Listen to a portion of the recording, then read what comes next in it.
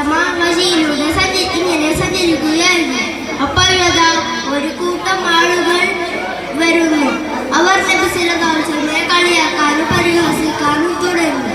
പാവം നബി സല്ലല്ലാഹു അലൈഹി വസല്ലമ എല്ലാം കേട്ട് പുഞ്ചിരിച്ചു നിന്നു.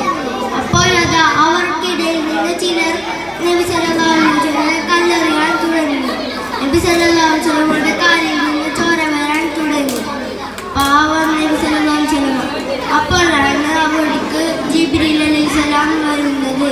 വന്നുകൊണ്ട് ചോദിച്ചു, പൊന്നാര നബിയെ, ഈ കാണുന്ന മലകൾ അവർക്ക് മുകളിൽ മറിക്കട്ടെയോ? വേണ്ട ജിബ്രീലെ, അവർ അറിവില്ലാത്ത സമുദ്രക്കാരാണ്. കണ്ടോ കൂട്ടുകാരെ, നബി സല്ലല്ലാഹു അലൈഹി വസല്ലമയുടെ സ്വഭാവം എന്തൊരു സ്വഭാവമാട്ടോ.